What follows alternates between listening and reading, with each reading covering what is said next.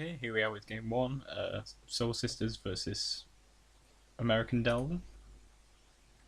Let's get our opening hand up. So this is our opener. We've got Soul's Attendant, Angel of Jubilation, Serra Ascendant, Squadron Hawk, and some lands. Pretty nice start. So we'll just lead off with our Soul's Ascendant after he plays a Scalding Tarn, finds a Sacred Foundry, attack for one, and then play out our Ajani's Pridemate, but he remands that. And then he plays his sword on turn 3, which is not too threatening when he doesn't have any creatures out. Play our Ajani's Pridemate this time, and instantly get a counter on it, making it a 3/3. Play Spectral here, which we just drew. 3 triggers of Soul's Attendant, which means our Ajani's Pridemate becomes a 6/6,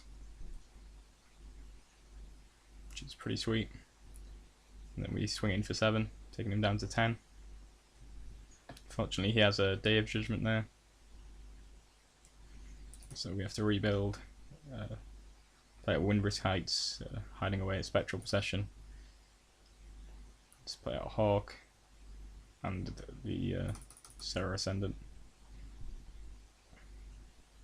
Play Honor here, but he spell snares it, so we just attack for 2, and then try and play another Hawk.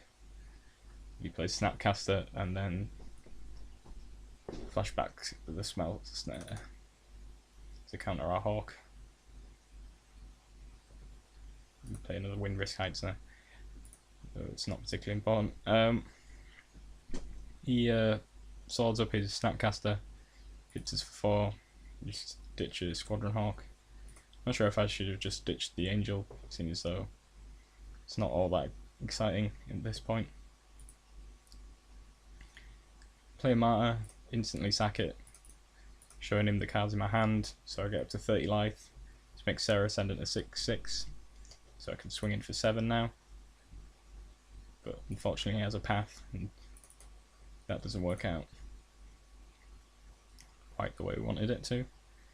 So we try and play Spectral, but he Snapcasters back into a remand. It's for 6. We have to discard again, thanks to Sword of Feast and Famine. Just play another Spectral out, and keep a Plains to discard to Sword of Feast and Famine hit. Obviously here, because we've played Spectral, we're in a position that we could set off all of our Windbrisk Heights next turn if we attack. So he ends up Day of Judgmenting away our board. The whole board, rather. So again we have to rebuild.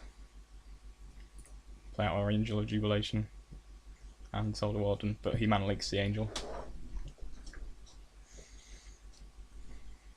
Find another Soul Warden, attack him for 1. He just draws and says go. Try and play an Honor of the Pure here, but he has a spell snare, so we just hit him for 2. Bring down to 3. So the Soul Warden beatdown plan is working out quite well at the minute, putting him all the way down to 1. Then he helixes one of our Wardens when we attack, which allows him to live a little bit longer. Unfortunately he has Kitchen Finks here, which gives him even more life, and then he can sword it up, which means we don't have a good attack anymore. I do something meaningless with his Ghost Quarter, and it's a pass. Starts hitting us for 5. A block here really shouldn't have it. I mean, it turned out it didn't matter, but I think our best opportunity to winning the game here is just finding enough creatures to activate our Windbrisk Heights. We draw a Serra Ascendant. Play it out. Continues to attack us. Just throw away that land. We attack in, gain 1 life. Can play another Serra Ascendant. He hits us for 5. And unfortunately, he has the third Day of Judgment, which can feel a little bit unlucky about. There's not a ton of decks running Day of Judgment, and this deck clearly is running 4, and he drew 3 of them. But got to take them as they come. So the Finks persists, and he puts a sword on it. We find another Serra Ascendant, which is of little use. He waxes for 4, plays a Colonnade, which I figure out here.